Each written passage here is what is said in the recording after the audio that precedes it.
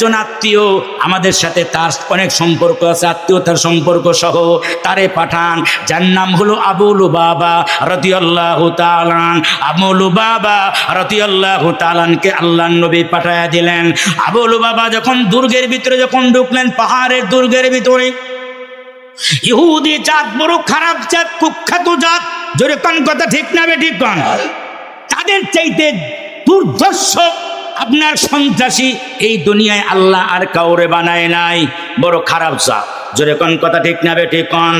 বলে খ্রিস্টানদের চাইতে ইহুদিরা মুসলমানদের সবচেয়ে বড় শত্রু। পুনা দুনিয়ার মানবতার শত্রুর নাম হলো ইহুদি, জোরে কোন কথা ঠিক না বেঠিক কোন? এটা আল্লাহর কথা, আমার কথা না। লাতাজিদান্না আশাদ্দান নাসি আদাওয়াতান লিল্লাযিনা আমানুল ইয়াহুদ।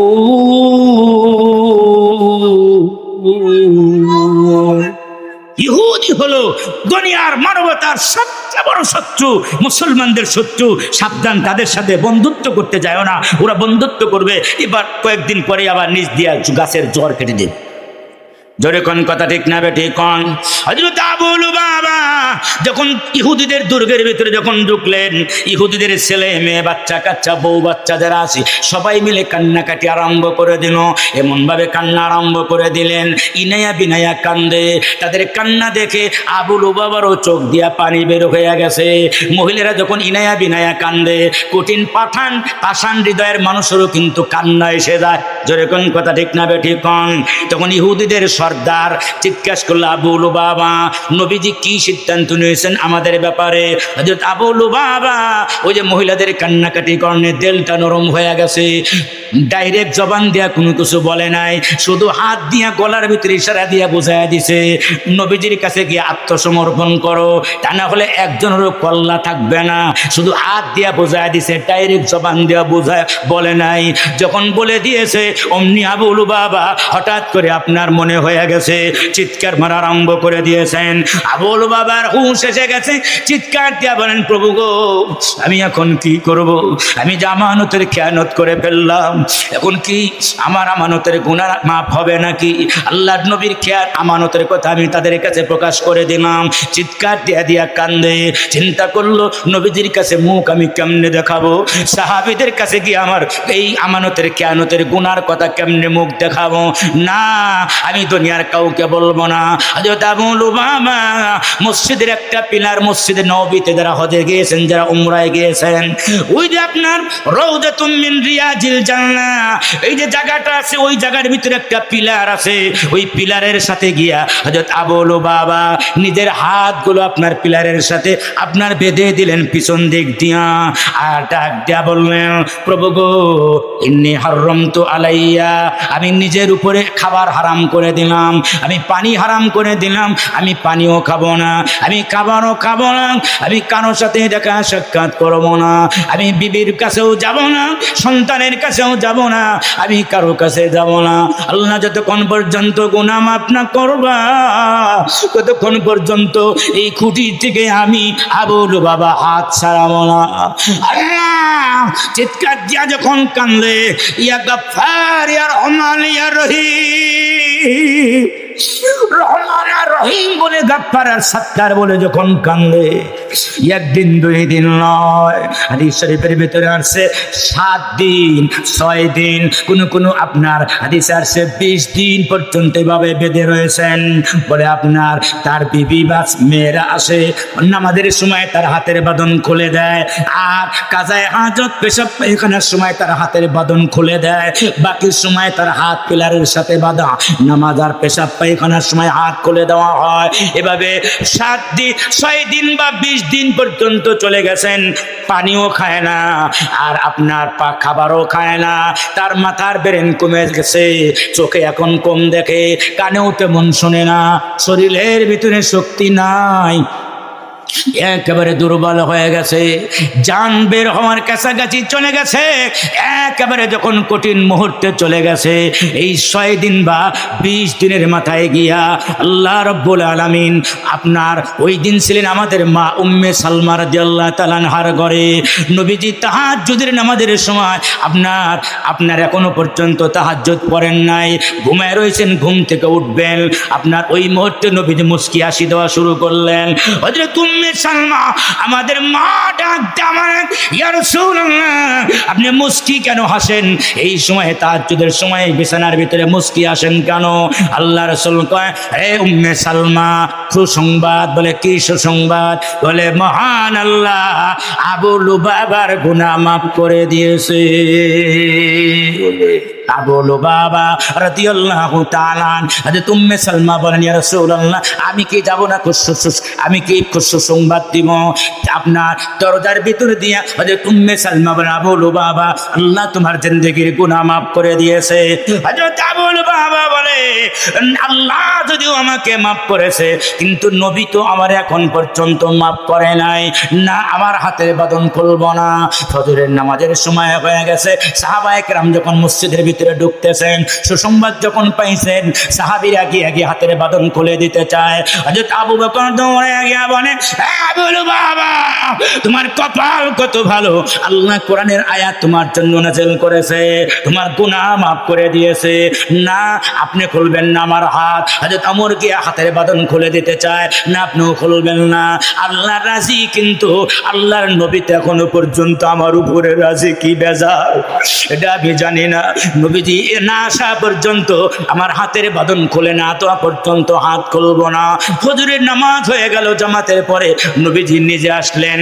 আল্লাহর নবী এসে বলেন, ও আবু লুবাবা, ও আবু লুবাবা আল্লাহ কোরআনের আয়াত তোমার পক্ষে নাযিল করে বলেন, ইয়া আইয়ুহাল্লাযীনা আমানু লা তাখুনুল্লাহা ওয়ার রাসূলা ওয়া তাখুনু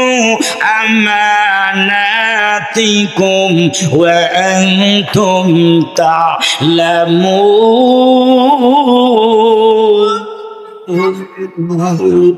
আল্লাহ তোমার সামনে কোরআনের আয়াত নাযিল করেছে, আবু লুবাবা আল্লাহ তোমার প্রতি রাজি, আমি নবীও তোমার প্রতি রাজি।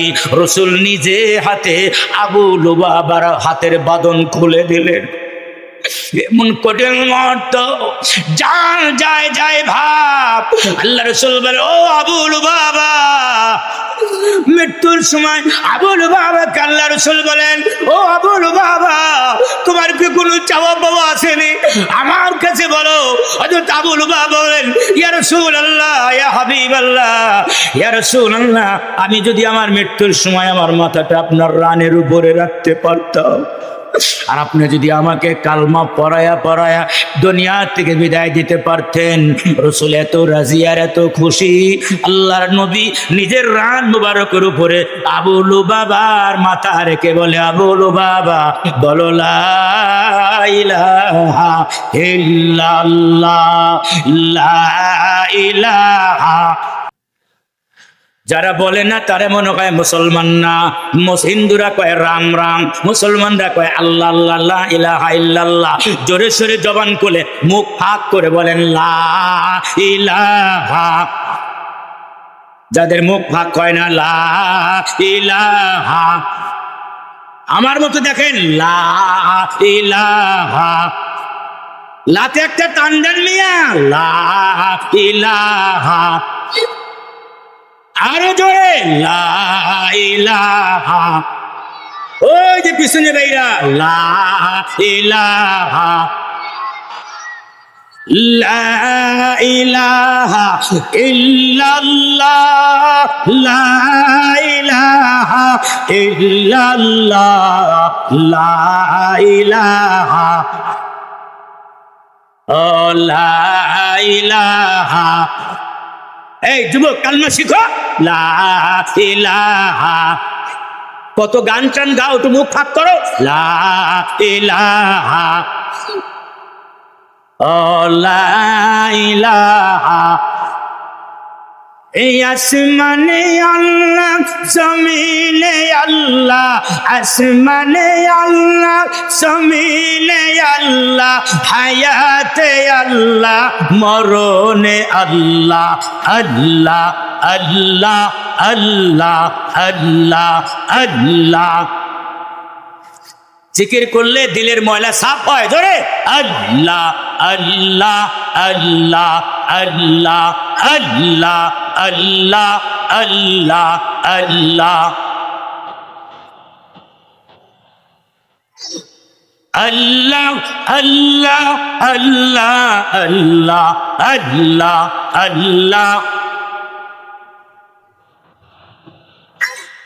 লা ইলাহা ইল্লাল্লাহু মুহাম্মাদুর রাসূলুল্লাহ সাল্লাল্লাহু আলাইহি ওয়াসাল্লাম। আমরা তো বছর শেষ করি হারামের মাধ্যমে, বছর শুরু করি হারামের মাধ্যমে। জোরে কোন কথা ঠিক না বেঠিক কোন? এই যে বছর শুরু হয়ে গেছে, এই যে কয়েকদিন আগেই তো গেল রাত 12টা বেজে 1 মিনিট, আতশবাজি দিয়া আর আপনার ফটকাবাজি দিয়া জীবন শুরু হয়, হারাম দিয়া শুরু হয়, হারাম দিয়া শেষ হয়। জোরে কোন কথা ঠিক না বেঠিক কোন? আল্লাহ তাআলা এই বছরটা তোমার জীবনের, আমি আল্লাহ বড় দয়া মায়া করে আমি আল্লাহ তোমার একটা বছরের হায়াত দিলাম। কথা ঠিক না? গত বছর যারা ছিল এই বছর তারা নাই, এই বছর আমরা আসছি, আগামী বছর হয়তো দুনিয়া থেকে বিদায় হয়ে যাব। এই মাহফিলটা জীবনের শেষ মাহফিল হয়ে যাইতে পারে কি পারে না? এই জন্য প্রত্যেকটা মাহফিল আপনার প্রতিটা বছরকে আপনার গুনাহ মাপের বছর বানানোর দরকার। আরে আনন্দ আত্মহারা হওয়ার চাইতে আপনার তওবা ইস্তেগফারের মাধ্যমে বছরকে স্বাগতম জানানোর দরকার। মালিক না, 1 বছর তোমার কি কত গুনাহ করেছি, কত জুলুম করেছি, কত পাপাচার করেছি, কত গুনাহ করেছি। আল্লাহ 12টা বেজে 1 মিনিটের নামাজে দাঁড়ায়া যান, 12টা বেজে 1 মিনিটে আল্লাহ তওবা ইস্তেগফারের মাধ্যমে নতুন জিন্দেগি যদি আরম্ভ করতে পারেন, আল্লাহ পূর্বের জিন্দেগির গুনাহগুলো মাফ করে দিবে, সামনের ভবিষ্যৎকে আল্লাহ পাক উজ্জ্বল করে দিবে। জোরে কোন কথা ঠিক না বেটি? যুবক রে, না পটকাবাজির মাধ্যমে আমরা বছর শুরু করতে পারি না, কারণ আমরা মুসলমান। জোরে কোন কথা ঠিক না বেঠিক কোন? ইহুদি খ্রিস্টানরা আপনার বছরকে স্বাগত জানায় পটকাবাজির মাধ্যমে, মুসলমান পটকাবাজি দিয়া আপনার আতশবাজি দিয়া মুসলমান তার বছর শুরু করতে পারে না। মুসলমান বছর শুরু করবে আলহামদুলিল্লাহ, বছরে 12টা বেজে 1 মিনিটে প্রথম শব্দটা তার জবান দিয়ে বের হবে আলহামদুলিল্লাহ। মুসলমান বছর শুরু করবে আস্তাগফিরুল্লাহ, মুসলমান বছর শুরু করবে নামাজের মাধ্যমে, মুসলমান বছর শুরু করবে বছরের প্রথম দিনটা মুসলমান রোজা রাখার মাধ্যমে বছরটা শুরু করবে। জোরে কোন কথা ঠিক না বেঠিক কোন? জানুয়ারি মাসের 1 তারিখ রোজা রাখবে আনন্দ আত্মহারা হইয়া। আল্লাহ আমার 1 বছর হায়াত দিছেন, এই জন্য বছরের প্রথম দিনটা আমি রোজার মাধ্যমে কাটাবো, বছরের প্রথম দিনে আমি কোরআন খতম দিব। চিল্লায় কোন কথা ঠিক না বেঠিক? এটা হলো আল্লাহর শুকর আদায় করা। আর আমরা হলো হারামের দিয়া শুরু করি, হারাম দিয়া বছর শুরু করি। চিৎকার দিয়া কোন কথা ঠিক না বেঠিক? না, তওবা এবং ইস্তেগফারের মাধ্যমে বান্দা যখন তার জীবন শুরু করে, যখন শুধু নিয়াত করে, নিয়াত করার মাধ্যমে আল্লাহ তার জিন্দেগির গুনাহ মাফ করে দেয়। সুবহানাল্লাহ।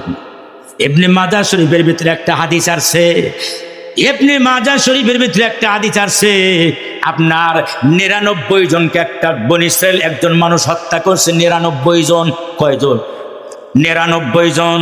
এবার তার ভিতরে অনুশোচনা ঢুকে গেছে, আরে ও মালিক, একটা গুনাহ যদি একটা মানুষকে কেউ যদি হত্যা করে, ওমাইয়াতুল মুমিনাম মুতাআম্মিদান ফাজাযাউহু জাহান্নাম খালিদান ফিহা। আরে নামাজ পড়ে নাই, রোজা রাখে নাই, যাকাত দেয় নাই, কোনো না কোনো দিন সে জান্নাতের ঘানি টানার পর, জাহান্নামের ঘানি টানার পরে একদিন না একদিন প্রত্যেক মুসলমান জান্নাতে আসবে। কিন্তু কেউ যদি ইচ্ছাকৃতভাবে কাউকে যদি হত্যা করে, সে চিরদিনের জন্য জাহান্নামে থাকবে, আবাদা চিরদিনের জন্য জাহান্নামে থাকবে। ও মুসলমান ভাইরা, একটা মাত্র যদি হত্যা কেউ যদি করে, ওই 99টা হত্যা হত্যাকারী ব্যক্তির ভিতরে অনুশোচনা ঢুকে গেছে, আর আমার তো মরণ হয়ে যাবে, মৃত্যুর পরে আমার কি অবস্থা হবে, আমি কেমনি আল্লাহকে মুখ দেখাবো, না আমার তো জাহান্নাম আমার জন্য অপেক্ষা করতেছে। এই জন্য একজন বড় আলেমের কাছে গিয়া কয়, হুজুর আমার তওবার কোন ব্যবস্থা আসেনি, আমি তো 99টা হত্যা করে ফেলেছি। পেশা হুজুর কয়, তোমার মতো এত বড় বাটপার, একটা হত্যা করলে সে আবাদা চিরস্থায়ী জাহান্নামে থাকে? 99টা খুন করে ফেলেছো, তুমি বের হও আমার দরবার থেকে। আল্লাহ তখন গজব ফেরায়, না তোমার গুনার জন্য আমি আল্লাহর কাছে মাফ করে তওবা করতে পারবো না, তুমি বের হয়ে যাও আমার দরবার থেকে, এটা সহজ না, আমি পারবো না। তো লোকটা চিন্তা করলো যে 99টা মাফ করে হত্যা করে, যেহেতু আর মাপের কোনো ব্যবস্থাই নাই, তাহলে একটা কাম করি, দি 100টা পূর্ণ করে বলাই, যেই হুজুর কইছে আমার গুনাহ মাফ হবে না, এবার ওরে দিয়ে 100টা পূর্ণ করুন। এবার পেশা হুজুরের পেটের মধ্যে গিয়া ছুরি ঢুকায় 100 পূর্ণ করলাম। নাউজুবিল্লাহ, আরো জোরে কন্যা নাউজুবিল্লাহ। হাদিস শরীফের ভিতরে আসছে, এবার লোকটা চিৎকার দিয়ে আরম্ভ করে, প্রভু আল্লাহ, এতদিন বাড়ছে সাধারণ মানুষ, এখন পেশা হুজুরেও ঢুকাইছি পেটে, আল্লাহ এখন আমার পেটে তো কি ঢুকবে, জাহান্নামের আগুন ছাড়া কোনো উপায় নাই। প্রভু গো, এখন আমার কি হবে, আমি এখন কোথায় যাব, কোন দিকে যাব? আল্লাহ না বলে জানলে আমি আল্লাহ তোমার অলিরে পর্যন্ত খতম করলাম, পেটের ভিতরে ছুরি ঢুকায় দিলাম। আল্লাহ আমার কি গুনাহ মাফ হবে না? আমার কি জীবনে আর গুনাহ মাফের কোনো ব্যবস্থা নাই? না, তখন ওই গ্রামের লোকজন যেখান দিয়ে হাঁটে, ওই গ্রামের লোকজন কয়, অমুক জায়গায় যাও, ফাইন্না বিহা উনাসান ইয়াবুদুনাল্লাহ, অমুক জঙ্গলের ভিতরে যাও, ওই জঙ্গলের ভিতরে কিছু মানুষ, এমন কিছু মানুষ তারা মুরাকাবা মুশাহাদা আল্লাহর জিকির আজকার করে, দুনিয়া তারা লাথি মাইরা দুনিয়া থেকে পিছনে ফালাইয়া দিয়া, তারা বিবি বাল বাচ্চা সব ছাইরা দিয়া ওরা জঙ্গলের ভিতরে আল্লাহ আল্লাহ বলে ডাকে। একমাত্র আল্লাহর প্রেমে তারা ডুব দিছে, আল্লাহ আল্লাহ বলে তারা কান্দার ইস্তেগফার পাঠ করে। ওই লোকগুলো মনোহরের কাছে গেলে তোমার গুনাহ মাফ হয়ে যাইতে পারে, তাদের কাছে গিয়া গুনাহ মাফের জন্য ওসিলা ধরো, তারা যদি দোয়া চায় আল্লাহর কাছে মাফ করেও দিতে পারে। এবার লোকটা বাড়ির থেকে রওনা করলেন, সেখানে যাবেন, ওই জঙ্গলের ভিতরে যাবেন, বহুদূর ধরেন, শত শত মাইল বাড়ির থেকে রওনা করলেন। কিছু দূর যাওয়ার পরে তার আপনার মৃত্যু হয়ে গেছে। আল্লাহ রাব্বুল আলামিন আজরাইলকে ডাক দেয়া বলে, ওগো আজরাইল, আমার ওই বান্দা রুহুটা আমার কাছে এখন নিয়ে আসো। সঙ্গে সঙ্গে তার রুহু কবজ হয়ে গেল। হাদিস শরীফের ভিতরে পাওয়া যায়, ফাস্তাসামাত ফীহি মালাইকাতুর রাহমা ওয়া মালাইকাতুল আযাব। ইবনে মাজাহ শরীফের হাদিসে আসছে, 2 দল ফেরেশতা আসলো আসমান থেকে দৌড়ায়া, প্রতিযোগিতা আরম্ভ করে দিল। 2 দল ফেরেশতা, একটা আযাবের ফেরেশতা, আর এক দল হলো রহমতের ফেরেশতা। রহমতের ফেরেশতা তার রূহ নিয়ে জান্নাতে নিয়ে যাইতে চায়, গজবের ফেরেশতা তার রূহ নিয়ে জাহান্নামের দিকে যাইতে চায়। রূহ নিয়ে এবার টানাটানি লেগে গেছে, আযাবের ফেরেশতা রহমতের ফেরেশতা এবার এক দলও ছাড়ে না, রহমতের ফেরেশতারাও ছাড়ে না। রহমতের ফেরেশতারা কয় না, এই বান্দা তওবা করার জন্য যেহেতু নিয়াত করছে, ঘর থেকে যত বের হয়ে গেছে, যদিও জায়গা মতো যাইতে পারে না, তার নিয়াত আল্লাহর দরবারে কবুল হয়ে গেছে, এই জন্য তার গুনাহ আল্লাহ মাফ করে দিয়েছে, তারে আমরা জান্নাতে নিয়ে যাব। আর গজবের ফেরেশতারা কয় না, যেহেতু এখনো পর্যন্ত পিসাবের কাছে যায় নাই, তওবা এখনো পর্যন্ত করতে পারে নাই, আপনার যাওয়ার আগেই তার মৃত্যু হয়ে গেছে, এই কারণে তাকে আমরা জাহান্নামে নিয়ে যাব। এবার একটা চিৎকার দিবেন, এই যে আমার দিকে তাকান, দেখি কত জোরে আল্লাহু আকবার বলতে পারে। আমি হাতটা ঘোরান দিলে আল্লাহ তার জিবরাইলকে ডাক দেয়া বলে, ওগো জিবরাইল,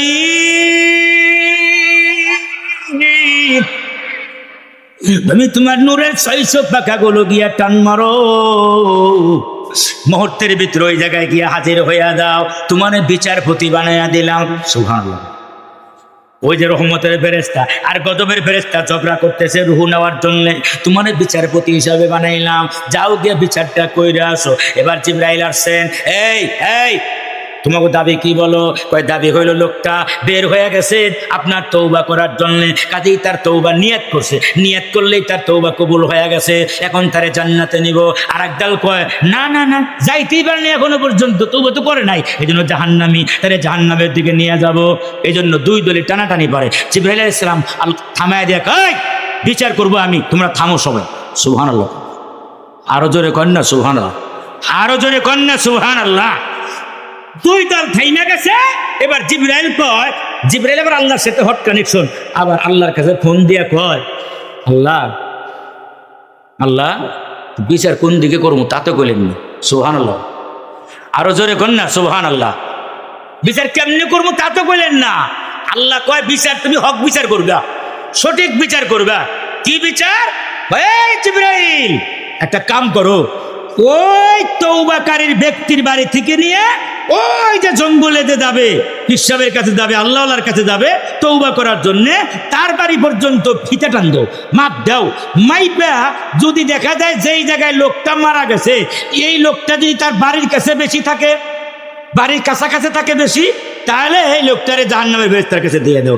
আর যদি অর্ধেকের বেশি যায়, আপনার যেই বাড়িতে যাবে তওবা করার জন্য, যেই জায়গায় যাবে, তাহলে তারা জান্নাতের ফেরেশতার কাছে দিয়ে দেবে। সুবহানাল্লাহ, বিচারটা সঠিকই আছে। কি বলেন, কথা ঠিক না? হ্যাঁ, সঠিক না বেঠিক? আরো জোরে কোন সঠিক না বেঠিক? জিবরাইল এবার ফিতা নিয়ে মাপ শুরু করছে, আর আল্লাহ ওই দিক দিয়ে জমিনের উপরে ওহী নাযিল করছে। ইয়াউমা নাতুবিস সামা কাতাইস সিজিল্লিল কুতুব। সুবহানাল্লাহ, কামা বাদানা আউয়ালা খালকিন নুইদু ওয়া মা কাদারুল্লাহ হাক্কা কদরিহি ওয়াল আরদু জামিআ। আল্লাহ জমিনের কাছে ওই পাঠায় কয়, এই জমিন একটা কাম কর। কয় কি? আমার বান্দা যেই দিকে লাশটা পড়ে আছে, এই বান্দার বাড়ির দিকে জমিন তুই বড় হয়ে যা, মানে জমিন তুই বড় হয়ে যাও, এটা ফাঁক হয়ে যা, মানে বড় হয়ে যা। আর ওই দিকে আপনার সরি, এই দিকে জমিন তুই চাইপা যা, আর যেই দিকে যাইতেছে ওই যে পিসাব বাড়ির দিকে, ওই দিকে জমিন আপনার ই হয়ে যা, যাতে লাশটা গিয়া ওই দিকে বেশি পড়ে যায়, এই দিকে কম পড়ে যায়। সুবহানাল্লাহ, আরো জোরে করেন না সুবহানাল্লাহ। এখন জিবরাইল মাইপা টেপে দেখে লাশ এদিকে না ওই দিকে বেশি। সুবহানাল্লাহ, পিসের বাড়ির দিকে বেশি। তো এখন রহমতের ফেরেশতারা তারে নিয়ে গেছে, মালাইকাতুর রহমত, রহমত আপনার রহমতের ফেরেশতা তার রুহু আপনার জান্নাতের একেবারে রেশমি রুমাল দিয়ে নিয়ে তারে জান্নাত পর্যন্ত পৌঁছায় দিয়েছে। আরো জোরে কন্যা সুবহানাল্লাহ, আরো জোরে কন্যা সুবহানাল্লাহ। এই জন্য সাহাবায়ে কেরাম গুনাহ করতেন না সহজে, হঠাৎ করে যদি গুনাহ হয়ে যায় তো পাগল হয়ে যায়, গুনার উপরে তারা অটল থাকে না, গুনাহ হলে পাগল হয়ে যায়। ফকি আবুল্লাহ সমরকুন্দি রাহমাতুল্লাহ আলাইহি তার তানবীহুল গাফিলিনের ভিতরে একটা হাদিস নিয়ে আসেন।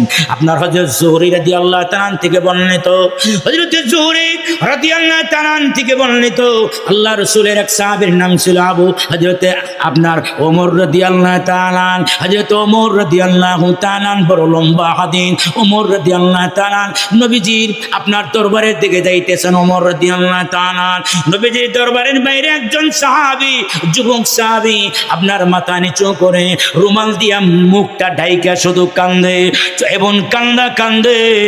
তার কান্নার কারণে ওমরের মতো এত বড় কঠিন হৃদয়ের মানুষের চোখের ভিতরে পানি এসে গেছে। হযরত ওমর ডাক দেয়া বলে, যুবক রে কেন কান্দো?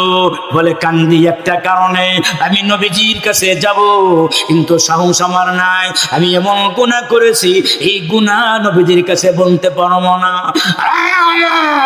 তুমি কেমন একটু নিয়ে যাবা নবীজির কাছে? নবীজির কাছে যাওয়ার মতো সাহস আমি আপনার যুবকের নাই। হযরত ওমর বলেন, কি গুনাহ করেছো? না আপনার কাছে বলা যাবে না। হযরত ওমর রাদিয়াল্লাহু তাআলা বলেন, চলো যাই আমার সাথে। ওগো নবীজি,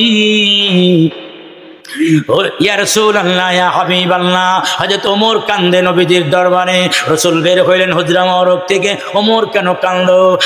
ফামা তাবকি, কেন কান্দো? হযরত ওমর বলেন, আমি কান্দি না, আমি কান্দি আপনার আরেকজন যুবকের জন্য, তার জন্য আমি কান্দি। বলে কেন কান্দো? ওই যুবক এমন গুনাহ করেছে, তার গুনাহ নাকি আপনার এসে না দুনিয়ার কাউকে বলবে না। সে লজ্জিত হয়ে গেছে, ওই গুনাহ নিয়ে সে আপনার কাছে আসতে চায়, কিন্তু লজ্জা পায়, আসতে পারে না। আমি কি তাকে নিয়ে আসবো আপনার দরবারে? হ্যাঁ, নিয়ে আসো আমার কাছে। ওই সাহাবীকে, ওই যুবককে নবীজির দরবারে হাজির করা হয়েছে। নবীজির রুমাল দিয়া মুখ ঢাকা, নবীজির সামনে মুখ বের করে না, শুধু কান্দে, এমন কান্দে। আল্লাহর নবী ডাক দেয়া বলে, ক্ষমা তাবকি, এ যুবক কেন কান্দো? আমায়ব কি কোন জিনিস তোমার কাঁদায়? ওই যুবক ডাক দেয়া বলে, রাসূলুল্লাহ, ইয়া হাবিবাল্লাহ, আমি কান্দি, একটা গুনাহ করে ফেলেছি, এবং গুনাহ করেছি, একটু মনটা নরম করে দেন, চোখটা মাটির দিকে দিয়ে দেন, মাথা নিচু করেন, মাটির দিকে দিয়ে দেন। মাটির থেকেই জন্ম, আবার মাটিতেই আমরা চলে যাব।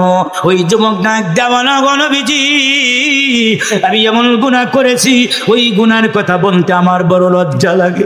আস্তাহি মিনকা ইয়া রাসূলুল্লাহ, আমি আপনার কাছে বলতে বড় লজ্জা লাগে। আল্লাহ রাসূল কয়, কেন? তোমার গুনাহ কেমন গুনাহ? তোমার গুনাহ নিশ্চয় তুমি কোন শিরক করে ফেলেছো। আশরাকতা বিল্লাহি শাইআ, তুমি কি আল্লাহর সাথে কোনো গুনাহ করেছো? না, আল্লাহর সাথে কোনো শিরক করি নাই। আকাতালতা নাফসান বিগাইরি হাক্কিন, তুমি কি কোনো মানুষকে হত্যা করেছো? না ইয়া রাসূলুল্লাহ, আমি কোনো মানুষকে হত্যা করি নাই। আরে তুমি কি করেছো? এমন কি গুনাহ করেছো? বলে, তার চাইতে এর চেয়ে বড় গুনাহ আছে নাকি? কয়, হ্যাঁ, আমার গুনাহ তার চাইতে বড়। বলে, তোমার গুনাহ কি আসমান জমিনের চাইতে বড়? হ্যাঁ, আমার গুনাহ আসমান জমিনের চাইতে বড়। আরে তোমার গুনাহ কি আরশে আযিমের চাইতে বড়? যুবক ডাক দিয়া বলে, জামবি আযামু মিনাস সামা, হ্যাঁ, আমার গুনাহ আসমান জমিনের চাইতে বড়। তোমার গুনাহ কি আরশে আযিমের চাইতে বড়? হ্যাঁ, আমার গুনাহ আল্লাহর আরশে আযিমের চাইতেও বড়। নবীজি ডাক দিয়া বলে, তোমার গুনাহ কি আল্লাহর চাইতেও বেশি বড়? বলে, না, আল্লাহর চাইতে বড় না। আল্লাহ রাসূল কয়, আল্লাহুল আযীম ইস্তাগফিরুকাল্লাহ, আল্লাহ যদি সবার তোমার গুনার চাইতে যদি আল্লাহ বড় হয়, আল্লাহ সমুদ্রের ফেনার মতো গুনাহ নিয়েও যদি বান্দা তওবা করে, আল্লাহ তার জিন্দেগির গুনাহ মাফ করে দেয়। বলে, এবার তুমি বলো তোমার গুনাহ কি? আবার ওই লোকটা ডাক দেয়া বলে, আমার ও ইয়া রাসূলুল্লাহ, ইয়া হাবিবাল্লাহ, কোরআনের আয়াত না আল্লাহ নাযিল করেছেন, ওয়ালাউ আন্নাহুম ইযলামু আনফুসাহুম জাউকা ফাস্তাগফিরুল্লাহ ওয়াস্তাগফারা লাহুমুর রাসূলু লাওয়াজাদুল্লাহ তাওয়াবার রহিমা। আল্লাহ না কোরআনে বলেছেন, পাহাড় সম গুনাহ নিয়া আপনার কোন উম্মত যদি আপনার আল্লাহর কাছে তওবা করাইতে পারে, আর আপনি যদি ওই উম্মতের জন্য হাত বাড়ান, গুনাহ মাফ চান, তো আল্লাহ আপনার ওসিলায় বান্দার জিন্দেগির গুনাহ মাফ করে দেয়। আমার বড় লজ্জা লাগে, কেমনি কব গুনাহটার কথা আপনার কাছে? আল্লাহ রাসূল কয়, আমি অভয় দিলাম, তুমি বলতে পারো। ওই সাহাবী, ওই নওজোয়ান ডাক দেয়া বল, ইয়া রাসূলুল্লাহ, ইয়া হাবিবাল্লাহ, আমার মুখের রুমাল খুলে দিলে আপনি আমারে চিনে ফেলাইবে। আমি হলাম মদিনার বিখ্যাত কাফন চোর। কাফন চুরি করে হলো আমার পেশা। প্রতিদিন যেই মদিনার যেই ব্যক্তি মারা যায়, আমি তার কবরে গিয়া কবর খোদে কাফন চুরি করে এনে বিক্রি করে দিয়ে আমার সংসার চালাই। এটা হলো আমার পেশা। ভগবান নবীজি গতকাল আনসারী একজন সাহাবী হুরে মদিনার একজন সুন্দরী মহিলা, যুবতী সুরুষী মহিলা ইন্তেকাল করেছে। আপনি তো জানেন নিশ্চয়। আমি গেলাম তার কবরের কাছে গিয়া, আপনার মাটিগুলো সরায় যখন কাফনটা যখন টান মারলাম, কাফনটা টান মারার সাথে সাথে শয়তান আমার কাছে আপনার এমন ভাবে তার চেহারাটা আমার কাছে ফুটায় তুললো, যুয়িনা লিল্লাহি হুব্বুশ শাহাওয়াতি মিনান নিসা আল্লাহ, ওই মৃত্যু যুবতী সরুষি, ওই যুবতী আনসারী হুরে মদিনা, ওই মেয়েটার চেহারাটা এত সুন্দর করে আমার কাছে শয়তান আমার সামনে পেশ করলো। শয়তান আমার উপরে গালে বসলো, শয়তান আমার মনেকে কুবুদ্ধি দিয়ে বললো, দুনিয়ার কেউ তো দেখে না, হুরে মদিনার সাথে তোমার খায়েশ মেটাও। আমি ওই মেয়েটার সাথে আমি নিজে তার উপরে নিয়ে আসলাম, আমি তার সাথে জেনা করে ফেললাম। এবার ভিতরে আবারও ঢুকায়া দিলাম, সঙ্গে সঙ্গে আমার শরীরের ভিতরে কম্পন উঠে গেল। হুকুম মালিক, আমি এখন কি করব? একটা মুর্দা পাক মানুষকে আমি নাপাক বানাইয়া দিলাম। এই মহিলাদের নাপাক হইয়া কিয়ামতের দিন আল্লাহর দরবারে উঠবে। ওই যুবতী মহিলা নাপাক হয়ে আমার কাছে যদি আমার বিরুদ্ধে নালিশ দেয়, মালিক আমার কিছু করার ছিল না, আমার যিনি কবরে নাপাক বানাইছে আল্লাহ তারে আমার কাছে হাজির করে দাও। আমি কিয়ামতের দিন কি জবাব দিব? আমি চিৎকার করে কান্দি, আমি কার কাছে যাব? গুনাহ মাফের জন্য কোথায় যাব? ইয়া রাসূলুল্লাহ, আপনি না আমার জন্য একটু গুনাহ, আমার জন্য একটু মাপ চান না আল্লাহর কাছে। আল্লাহর নবী ডাক দেয়া বলেন, তুমি বের হয়ে দাও আমার দরবার থেকে। আরে তুমি এত বড় কুখ্যাত মানুষ, মরা মানুষের সাথে জিনা করে ফেলেছো, আমার দরবার থেকে বের হয়ে দাও। এত কঠিন গুনাহ, তুমি বের হয়ে দাও। ফাখরুজ মিন্নি, তুমি বের হয়ে যাও তাড়াতাড়ি, আল্লাহর গজব আসতে পারে। আপনার লোকটা বের হয়ে, যুবক বের হয়ে গেল, মাথা নিচু করে বের হয়ে গেল। পাহাড়ের ভিতরে গিয়া, জঙ্গলের ভিতরে গিয়া কানলে, প্রভু গো আল্লাহ, খাবার হারাম করে দিলাম, পানিও আমার উপর হারাম করে দিলাম। একদিন দুই দিন নয়, 40 দিন পর্যন্ত রহমান রহিম বলে যখন কান্দে, গফুর আর সত্তার বলে যখন কান্দে, না আমি আর বিবি বাল বাচ্চার সাথে মুখ দেখাবো না। এই ঘটনা তো কেউ জানতো না, বিবির সামনে কেমনে মুখ দেখাবো, বিবি বাল বাচ্চার সাথে কেমনে মুখ দেখাবো, সাহাবীদের সাথে আমি কেমনে মুখ দেখাবো, এটা তো আমার পক্ষে সম্ভব না। প্রভু গো, আমি খাবারও খাবো না। আর তো প্রতিজ্ঞা করলেন, পাহাড়ের ভিতরে সেজদায় পড়ে কান্দে। একদিন দুই দিন নয়, 40 দিন পরে আমার আল্লাহ জিবরাইলকে ডাক দেয়া বলে, ওগো জিবরাইল,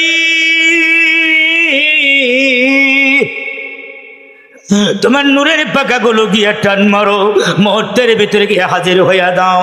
জিবরাইল হাজির হয়ে গেছেন নবীজির কাছে। আসসালামু আলাইকা, নবীজির সালাম দিয়েছেন। নবীজি কয়, হুয়াস সালাম ওয়া মিনহুস সালাম ওয়া ইলাইহি ইয়ারজিউস সালাম। আল্লাহু আকবার।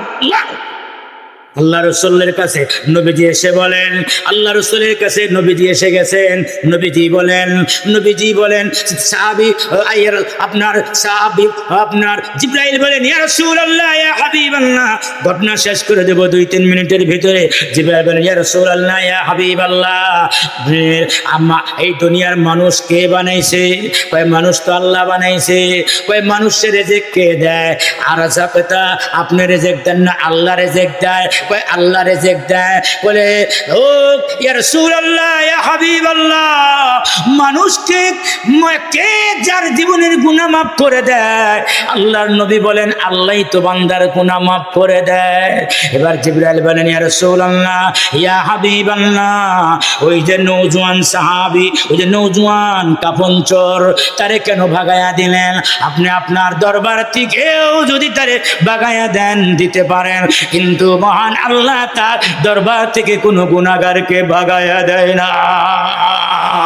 আল্লাহ কোরআনের আয়াত নাযিল করে বলেন, কুল ইয়া ইবাদিয়াল্লাযীনা আসরাফু আলা আনফুসিহিম লা তাকনাতু মির রাহমাতিল্লাহ, ইন্নাল্লাহা ইয়াগফিরুজ যুনুবা জামিআ, ইন্নাহু হুয়াল গফুরুর রহিম। আল্লাহ কয়, কুলিয়া ইবাদিয়াল্লাযীনা আসরাফু আলা আনফুসিহিম, আরে নিজের নফসের উপরে জুলুম করে ফেলেছো।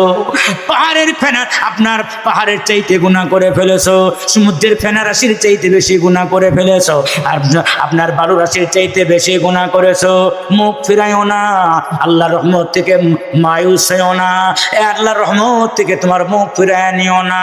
লা তাকনাতু মির রাহমাতিল্লাহ, ইন্নাল্লাহা ইয়াগফিরুয যুনুবা জামিআ, নিশ্চয় আল্লাহ জিন্দেগীর গুনাহগুলো মাফ করে দিবেন। জিবরাইল কইলেন, ইয়া রাসূলুল্লাহ, আপনিও যদিও ওই নওজোয়ানকে আপনার দরবার থেকে বের করে দিয়েছেন, কিন্তু আল্লাহ তার দরবার থেকে পৃথিবীর কোন গুনাহগারকে বের করে দেয় না।